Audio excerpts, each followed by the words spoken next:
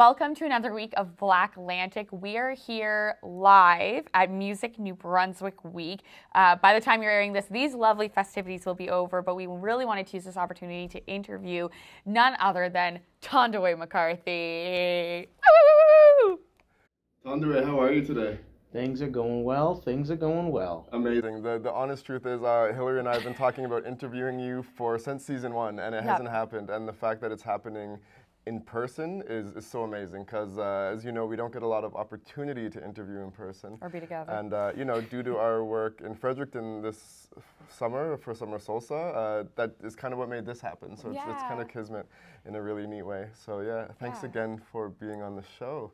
And we're definitely excited because I believe we've interviewed you before in the past on another show, and I've gotten to interview you for By Black, so we are familiar with your story, but we definitely wanted to, you know, put it on our platform, especially since we will shout out a little bit. You put us on one of your platforms earlier today that will be coming out, and we're definitely going to get into that because I have tons of questions. Do you want to start? Yeah, first off, Thandiwe, why don't you tell the listeners just who you are? Tell us about yourself. Who is Thandiwe? Well, Thandiwe Jelani McCarthy. My mother gave me those two names in the Afrocentric way. When she was in labor with me, she just wanted her young boy to know that he would be loved. So the first name, Thandiwe, means beloved. The second name, I was a 9-pound baby, so Jelani means mighty. So I am the loved one who is mighty McCarthy. I'm a 7th generation African New Brunswicker. My family traces its history back to hundreds of years ago here in New Brunswick. And spoken word poet, community organizer, and really just my heart is in making sure opportunities are dispersed fairly and equally among the people of the African diaspora. And that is my whole life, to do that through the lens of poetry and story. That's absolutely amazing. We've gotten to, throughout the, I would say, 3 years that we've been doing this, see the amazing work of your mother, who you mentioned, Mary Louise McCarthy Brandt, who we've both interviewed several times. Dr. Mary Louise McCarthy Brandt. Yes, all of the amazing accolades. I got to list them in the most recent article where I got to learn all of them, the bachelor, the honorary doctorate, the other doctorate, like accolades, so many. But it's also been such an honor getting to know so much about you. And since we spoke a little bit about your mom, I am curious, like, knowing her energy, how did that spark the way that you go about this sort of Black, I don't want to say reconnaissance because we should be known, but like revolution in that Black empowerment, and like how did that sort of lay the foundation for who you are now?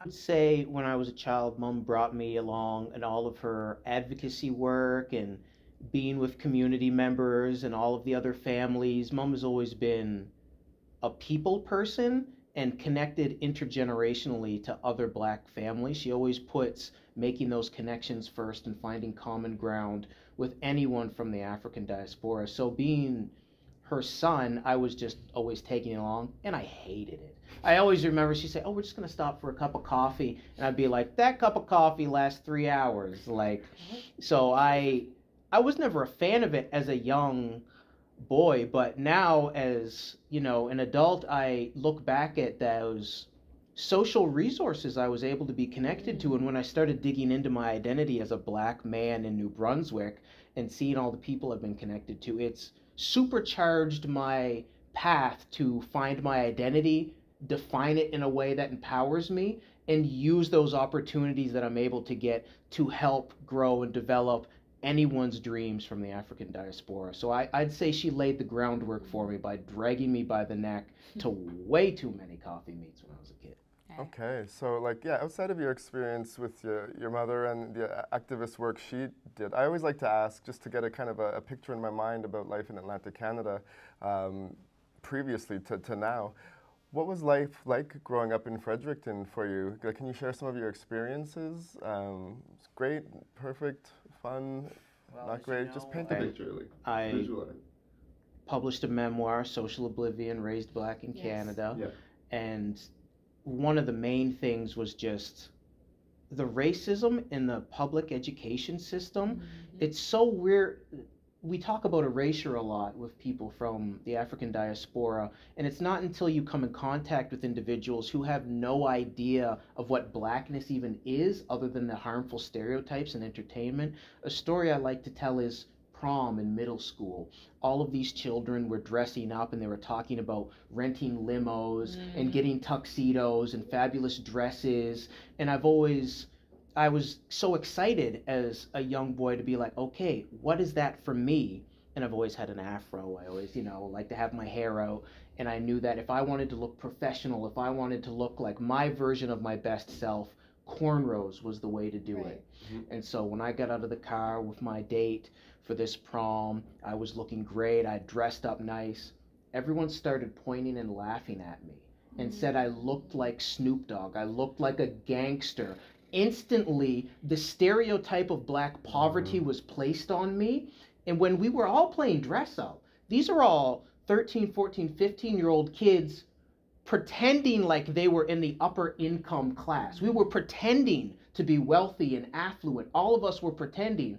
But my identity from African diaspora, when I put on our culture's elite, our royalty, they still viewed that as not only a stereotype of poverty, but as silly and misplaced. I did not belong among the white, blue-eyed, blonde-haired students who were wearing the tuxedos and the dresses and came in the limos, even though I came as correct as them. They had their hair wonderfully done up and all that. But when my hair and I'm styled up, I cannot be placed in upper society or as affluent. I have to be placed as entertainer, as gangster, as someone who just came from the block from, selling illegal drugs, or I'm here to just do illicit things from the stereotype. It's that story, it sticks with me, and I've never gotten cornrows after that, because it just stuck in my head that if I dress up and pay more attention to how I look, I will still be defined by everyone around me. And it just always left a bad taste in my mouth. So that's a story I'd like to share. I'm so sorry to hear that. Yeah. Racial trauma isn't always like one big event like you described. Sometimes it's the combination of multiple different events that builds a lifetime of trauma, and now you can't even associate. You'd look great in cornrows, and now you find you'll never be able to wear cornrows without remembering that trauma of kids pointing and laughing. And maybe some of them thought it was cool. Maybe it's just a lack of exposure to the fact that this is a very accepted thing and it's been part of our culture for hundreds of years, probably going back to Africa. But yeah, I felt that. Yeah, and I mean, as we know, when we're doing our hair, it takes hours and hours of braiding. Like, it's, for those of you who don't know in the white audience, like, we're putting in half a day to look our best. And to just immediately be met with laughter and ridicule and not being made seriously. We all have that nightmare, everyone's going to laugh at you. Well, that actually happened to me. I actually have footage of it, because they were recording the prom. And so there's a clip of people laughing and saying, oh, he's a big gangster. And What was the rest of your night? What was the rest of your night like? I couldn't. Because that was a big night for you. Wasn't well, and I must say that my date said don't pay attention to it. She was great, and I was able to have fun later, but it was in processing it throughout the rest of my educational term that kind of, it just adds. It adds. It's a weight on your spirit, and just another weighted blanket gets put on again and again and again. So when I started unpacking for my memoir, all of these things had to be thrown off just to give myself a sense of lightness. Of course. I'm curious because I think that we've talked a lot about the deep, rich Black history of St. John, and I know a little bit about the Blackness, let's say, of Moncton. What is the Black Fredericton community like? Because I see you and Gary Weeks is in the room, and so many of the cohort you have as such staples in the community. But now we're talking about your prom, and not to say how far back that is, although I know it's not that far back. I'm wondering what the Black community was like then, if there were a lot of Black people in your school, if you felt like you had a lot of Black friends that could support you. Because when I went to school, I was one of 5 Black kids in my high school. Felt like there was no one to really support or understand what I was going through. And I know now we've got this great community, but I think it's taken time, immigration, migration. So I'm really curious, what was Black Fredericton like? I didn't have many black friends. There were a few. There were many black families, I have to say, when I was growing up, but I was never part of that group. Mm. It was so weird. We talk about like outer and inter politics being not a hat I put on myself, but I'd classify as a black nerd. You know, I was watching Batman the animated series and reading books and, you know, playing video games. So that frame of blackness didn't fit well with all the other black students who just had different hats, because there's when we talk about blackness, we assume that everything is interconnected just because we might share a little extra melanin. Yep. That's not true. So I wasn't able to find common ground with other black students when I was going through the education system. And to be honest, if oppression and shared racial trauma that we're sharing this foxhole together was the only thing we had, I don't think those would be genuine relationships to build something where we could support each other. Yeah. You don't want to create an echo chamber of suffering. So we talk about that all the time. Like, black people come from all over the world, and we might have different cultures, tastes, music, foods, ideas, opinions, and you know, the only thing we all have in common is we want to be treated like people and as equals, and that is like the unifying thing between us in a lot of cases. And it's okay to be different. You don't have to fit a mold. You can be whoever you want, and that doesn't make you not black. Can you talk to us a bit about the project you're working on now with Gary Weeks, if you're allowed to? And before and then you we'll go back and talk about the amazing things you've accomplished in the past few years. Yeah, as I well. Definitely want to hear the list of accolades, but I know that the current project you're working on is so cool, and we did tease to it the other day when we did our talk at the library, because we want people to know that this amazing work is coming out on your behalf. Yeah, we're plugging you. So now plug yourself. All right, so you heard a little bit about my story and just the terrible, awful things I had to go through in both rural and urban New Brunswick. And one of my major drivers is to not have that happen to anyone else. And when I was looking through to find something to search through my past, I was brought the Blacks in New Brunswick book my mom gave to me. It was a history book by William Spray, a professor who's passed from St. Thomas. I saw that book. It was 50 years out of print. I contacted the university and we helped get it reprinted. Now the cover was terrible. This very starving looking blackface over the imprint of the province. So I partnered with Carrie Nash, black graphic designer, Jennifer Dow, cousin, black historian and genealogist, and we put actual pictures of black families on top of the Blacks in New Brunswick history book. That led into how many black legacy families have been here since New Brunswick cut off themselves from Nova Scotia and became their own province. How many people were on the ground floor of this province since then? And the number is over 40 black legacy families. Wow. And instantly I said, I want 15 of them so we can showcase them and prove that we are still here. Because too often, even across Canada, there was a history book that came out doing black history from every province. New Brunswick was left out. Even among black academics, the New Brunswick story, even though we have the most northern point of the Underground Railroad, even though we have some people like Edward Mitchell Bannister, an international like visual artist, or Abraham Beverly Walker, who was the first Canadian black person to own a magazine and like it was well received, we don't celebrate any of our excellence in the black community. And so I pitched to Canada Council, a national arts funding body, to be able to pay for Gary and several other people to go to these families. And when they said yes, that's what we've been doing. And the original idea was for a book that partnered with the public archives, and we're going to get the actual documents. Somewhat historian went on CBC and said that slavery didn't happen. So these are all points that motivated me, and I was just like, how do you call yourself a historian when that's the whole point anyway? There's tons of documents. Yes. Dr. Amani Whitfield has an entire book just cataloging slavery in the Maritimes. Wow. We went through that, went through the public archives. We get the documents on one page, and my poetry is on the other page. And if you had a minute later on, I'll grab my phone and read one. We'd love that. And so the poems bring people in while the documents affirm what the history is.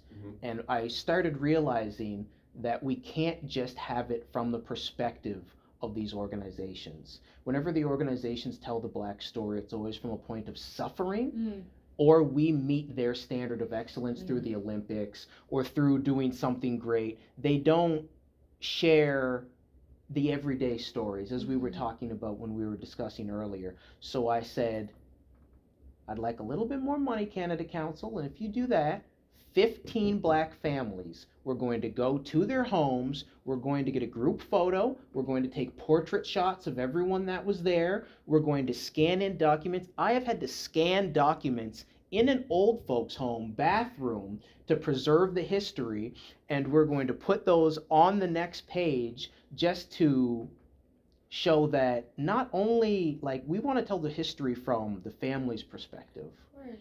And that's what we've been doing. We're 12 families in right now.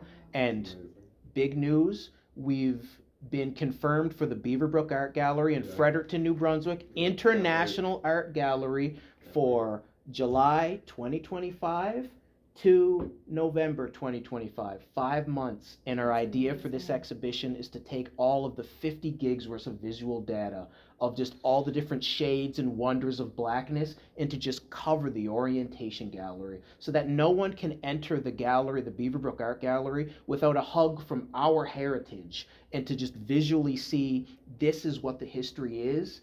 And we've also partnered with King's Landing to get actual historical artifacts from the early Black loyalists that they've preserved to this day. So we're not going to be ignored, and we want to tour this all across Canada. So if you are a museum or if you are an art gallery, 2025 to 2030, my team's ready. National Art Gallery, AGO, if you're listening. Yeah. Hello. And it's the project has changed my DNA in being able to see these multiple generations still going out and playing outside, still having fun. We say all the time after every shoot, it's like we bringing a family reunion. Because when do we take group family photos? It's weddings or funerals. Yeah. And so this project, when we bring people together and we have all these photo albums out, kids are seeing what their parents look like, what their grandparents look like when they were young. People are laughing. We had one, the Diamond family, we shot them in the rain. They went outside saying, no, we want to do it.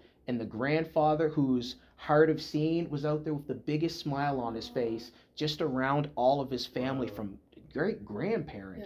Yeah. It has changed how I feel about family and New Brunswick in general, because if you take any heritage, whether it be Irish, Asian, Acadian, British, and you take 12 of those families, that's a large enough sample size for just Atlantic Canadian living. And we've found something just truly amazing in this project, so we can't wait to share it with the world. It's incredible. At the AGO, not that I don't think that anyone's doing anything similar to this, but they've done a few things that are sort of centered around photos of Black joy and then photos of Black families from a few African countries and had them in there. And there's not a single time that I've seen them and I haven't cried at just the fact that, like, Black people were able to exist in their comfort, in their joy, in their happiness. And this idea that, like, white people don't believe that it should be. There's some, not all, white people believe that it shouldn't be that way or can't fathom Black joy. And I think to hear that, like, first of all, that there's 40 legacy families to me is, I don't know if I think that it's astounding, but it's a very powerful number. And to know that you're, like, actually capturing that type of joy and happiness and narrative of family is so enlightening and positive. And I am curious, unless you have a question. No. I have another one. No. I'm just curious, out of the 40 legacy families, just so I'm very, like, clear, there are 40 families who've been here and are obviously still here. Were there any that you encountered that, you know, the ancestors or descendants have moved away and you've tried to outreach that, like, you know, they're in Ontario? Because to me, I think that when I think about New Brunswick, I do think about the fact that I've left. And some people, you know, might leave for opportunity because of racism, for other reasons. But the fact that you found 15 that were here and are still here almost surprises me. So I'm curious if in your research, without spoiling anything, how, like, what else is there anything else that you found? There's no spoilers to this project. And I would just say that people leaving New Brunswick in my research, because my poetry is themed on the actual history, that's a story as old as New Brunswick. Yeah. When this province was first founded by 55 elite clergymen, military officers, and merchants, there was no opposition party in the government. So if you were an entrepreneur here in early New Brunswick and you wanted to start something and you were saying, hey, government, if you did this for me, it would really help out, they would veto that if it didn't line their pockets. So it's a common misconception that when blacks came through in 1812 through the Underground Railroad, many of them they ran back out of Canada because the racism was so great. Yep, they left. But that's not just a black story. Many of the Acadian families, Yes. Louisiana, many of the British families, many people ran from New Brunswick because it was just absent of opportunity across the board. So it's not only rare that we found over like 15 families that have stayed, because there was the mass exodus in, what was it, 1792, the Sierra Leone, and then mass dispersion. Every single group of people that has immigrated to New Brunswick has had a mass exodus, and outmigration is still an issue. So I always have to put a button in that anyone who stays here and builds, and people like Carol Howe who have had a successful business for over 30 years, is like, there's something to be said from a province where everyone assumes you have nothing, and to still see these families thrive and work and be successful to this day. And even it's just something amazing. That's a specific type of resistance is all that I was going to say, to stay and be here for 30 years during all of that time. So many people run screaming for good reason, because you can go through UNB, and there's many people that we amplify in Black History Month who've gone through UNB and they just couldn't find work as a teacher, or they couldn't find work as a lawyer, or they couldn't find work as, anything. So they have to go down south because they're the only places that will hire them. For people to still be here and to be able for them to have their own personal archives to trace the great things their families have done, it's a story that cannot be erased, because I'm telling you and your audience, we are in the last generation of knowledge keepers. In 10 years, the people that are in Willow Grove, the people that are in Elm Hill, which is our version of Africville, the people that own those lands are going to pass, unfortunately, and it's 2 years. If they don't hand that down to descendants or other families, the government snaps up those land deeds that they gave them hundreds of years ago for fighting for the British side of the war against George Washington and the United States, and then it all goes back to them, and our history's truly erased. And then we don't have the oral history, we don't have the land, and if you talk to Nova Scotians, their battle right now is the encroachment of government bylaws and zoning on land that they've been given forever. They're being charged rent for land they own. They're fighting in court. We have a completely different problem. We don't even know that we have these lands, and the government just waits for our families to die out, and then in 2 years they put a little thing on their website, and if no one reaches out and says, yeah, that's my grandmother's land, I'm the guarantee and the trustee of that, they just take it back. So that word needs to get out there. Yeah, to those no, families. This project changed my whole DNA and the things we have to fight for and bring people together on, because we've had an amazing Black community from the jump here. We built the roads, the churches, raised the kids. Like, we've been a part of the community. How do you think all this stuff got built? It was Black labor. And for this slow creeping erasure mixed with the national amnesia, I've lived through it through the education system. I don't want anyone else to not know that African descendants came here and did amazing things in the most fiercest of conditions, both socially and economically, and just environmentally, through the crazy winters they had to endure that wiped out many families that don't have kids to tell these stories today.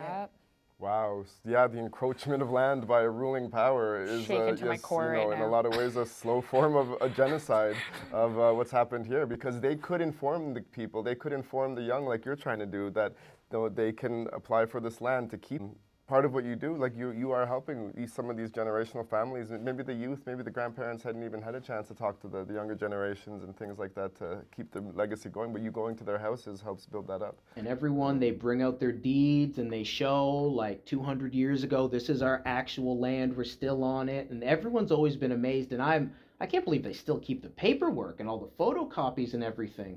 It's I just can't stress enough how much it's changed my DNA, and it's put me on a different planet now for advocacy and community work. So continuing from that and the amazing work that you're doing with Still Here, can you tell us a little bit of all of the amazing accolades that you have going on? Because, I mean, even behind the scenes, you've said, I don't know them, and I don't think I can keep up with you, and the joke is I can't keep up with myself, but please let us know. I know there's the New Brunswick Black Artists Alliance. You've been here doing work at Music New Brunswick. There's so much going on. You're part of African Anthology, where you wrote the preface for. Yes. And your poems were in there as well. Did you release your own book? Yeah. Yes. Poetry as well? Yeah, so. Tell us everything. That has helped Tell us what you want to tell us. publish the Blacks in New Brunswick history book so that we actually have a foundational document for anyone that wants to read the actual history of what happened to early Black New Brunswickers. From that, it went into telling my own family story with my memoir, Social Oblivion, Raised Black in Canada, which has been well received. That got me to African Anthology, a collection of Canadian poets, George Eliot Clark, Afua Cooper, Dwayne Morgan, real titans of industry, and for some reason, Thandiwe McCarthy is in this best-selling anthology of Black Canadian poets, and we got to put in an essay and a poem, so not only do you get a flavor of what our style is creatively, but you get to hear a little of our history as we talk about what we're currently going through. Greg Frankson, hats off. There's so many shout outs. So Greg Frankson is the reason BlackLantic is named BlackLantic. He came up with our name. What? He's the one who told me that Gary did the cover and introduced me to Gary. How did I not say Gary Weeks did the cover? And then Meredith Batt is the one who mailed me Blacks in New Brunswick with your new foreword in it, and then gave us the archives that back up your book. So like we're all here in this room because of those other people. But there's no way we wouldn't be like this is all kismet because all of these people have put us together and like we were meant to be in this room. The list goes on. I've been a national poetry judge for CBC Poetry Contest. It's won arts grants and awards. There's so many I just keep busy when I'm sitting in, even if no opportunities came to me. And when I was a kid, all I did was read books and envision worlds in my head. So I don't need people to bring me opportunities to be able to build and create stuff. I naturally generate communities. And if you talk to any of my younger friends, my house is always the place to be because I curate experiences so people have a good time.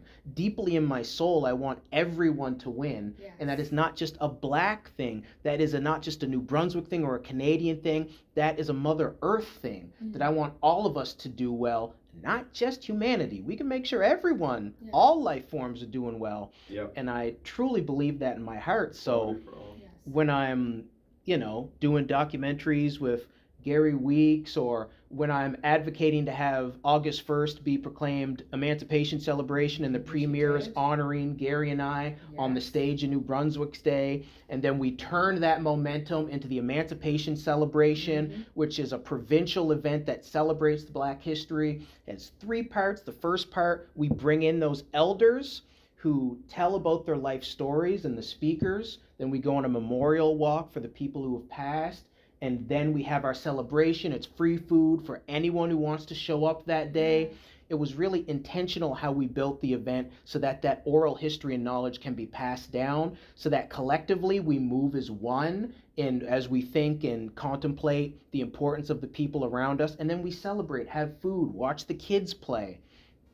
And then you've also, I just want to say, you've also got the New Brunswick Black Artists Alliance, and as we got to firsthand experience today, tell me exactly your title with the Maritime Edit. I am the cultural correspondent with the Maritime Edit, and Gary Weeks and a bunch of other Black artists, we co-funded the New Brunswick Black Artists Alliance to provide the platform to showcase and amplify Black creatives, because anytime I notice that there's a gap in what the organizations are offering and what people from the African diaspora are able to get or are even aware of, I instantly place myself in the middle and say, all right, well, let's do something. Yeah. And years before, I was at an event on campus, and it was a black barbecue put on by Funke Aleya, and I just went around with a notepad and said, hey, would you be interested? Are you creative? Would you be interested in an organization? And just pencil and paper, just polled the community, and if they said yes, I'm like, all right. So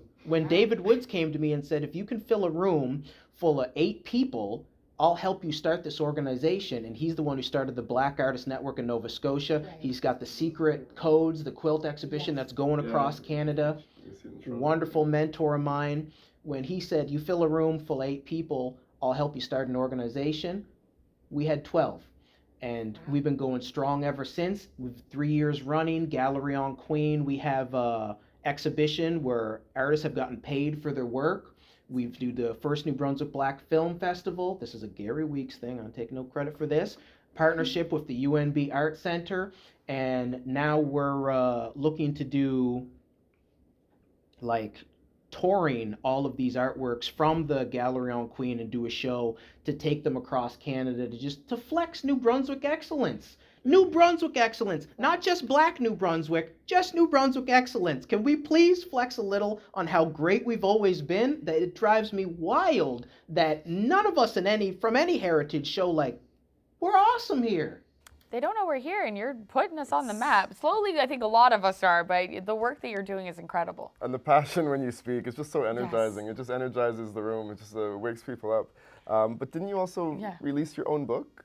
Did we talk about that at the beginning? Yeah. Social of Living and Raised Black in Canada. You mentioned that already? Yes. Okay. And working on my next poetry book that is going to come out that just talks about these last 4 years and how crazy it's been. Because I don't want my persona of the work I've been able to do to outpace just the person who likes to just read, play video games, hang out with the cat. And for other people, when I started this advocacy work, I was talking to Elle Jones, another mentor of me. Everyone knows who Elle Jones is, former poet laureate in Nova Scotia.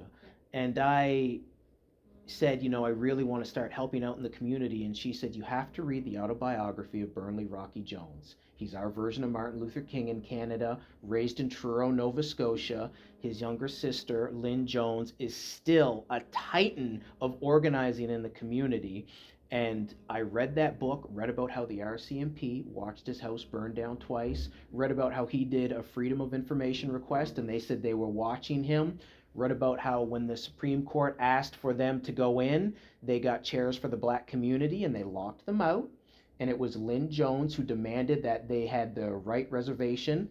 He was going to talk to people to advocate for rights in Nova Scotia. He had a group of 6 people there with them. They intentionally put 2 chairs in the room, so they had to decide who was going to sit and be the leaders and who was going to stand. They all decided to stand, and they just put the chairs to the side. When he ran for a political representative of his area, the government literally paid other people in the community to run against him, to separate the vote. Like, this is all documented in his book, that in Atlantic Canada, this is how the government goes against us when we try and grow as a community. So when I read that, I knew right then what was going to happen. So it's all about breaking bread with your friends and your brothers and your sisters and not to get it twisted. So you have to document your journey as you go so the next person can know what they're walking into. Yeah. This is a war zone, and you only stay humble through your friends and your family and being able to have people that you can talk to and vent with and just have fun with. You got to keep the love with you. Absolutely. Wow. Are we ready to pivot to speaking of fun and love, although I don't know if that's what's in your poetry, but I do love your poetry. And you have, I have some for us, which I didn't even expect, so I'm really excited. Please show everyone how talented you are. This is one of the poems from the upcoming book and exhibition. Sneak peek. Still here. This is called The Royal Vow.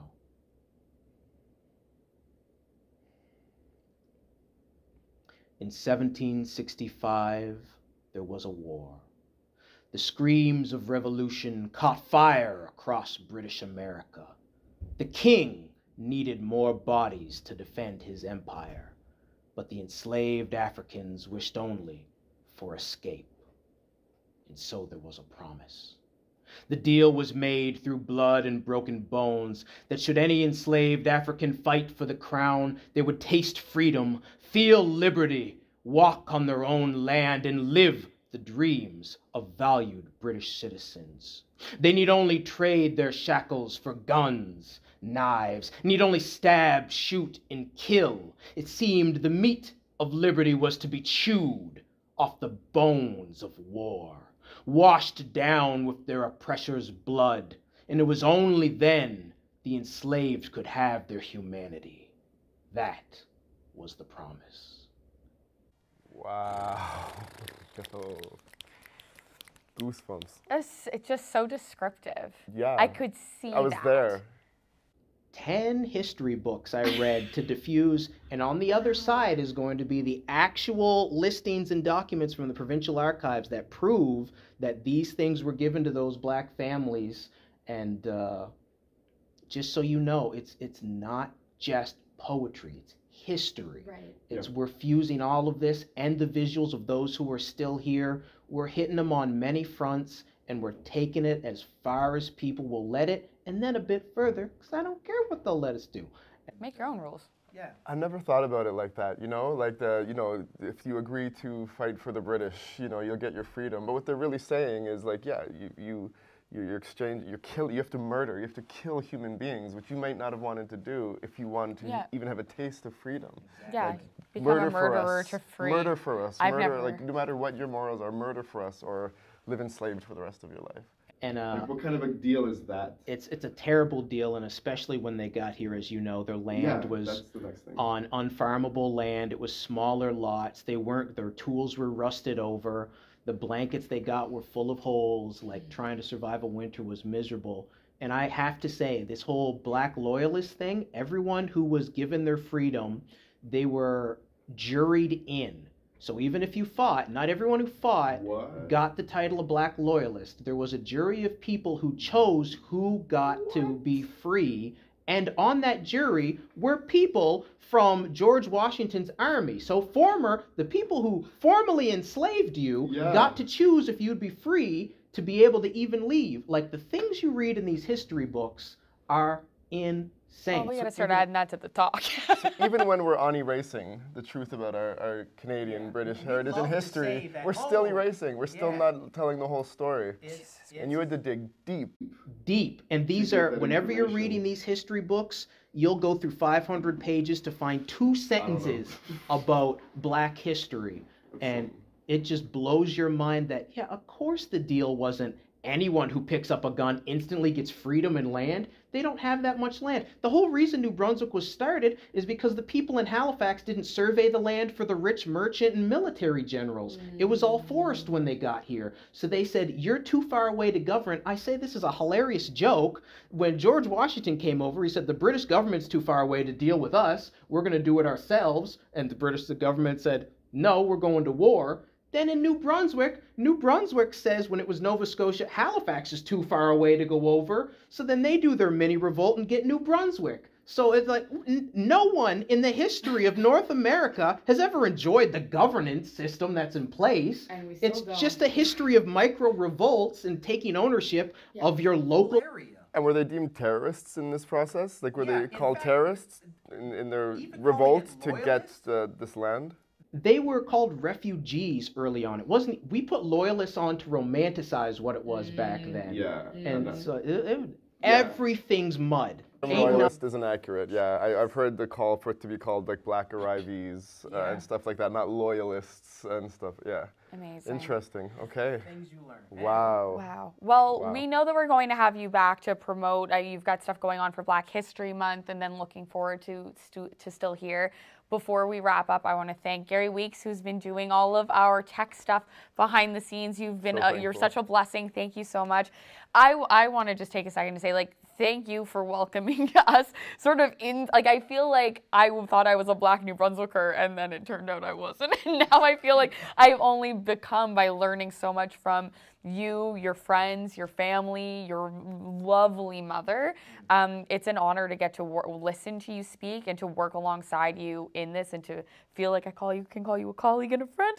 And it's honestly been an absolute pleasure. And it's been great hanging out with you over the last couple days and properly getting to know you. Yeah, thank you so much. And I'll say, like, I knew a lot about what you've done and what you do, but I've just learned so much more today about the land that I'm in right now. Yeah. So thank you for being here.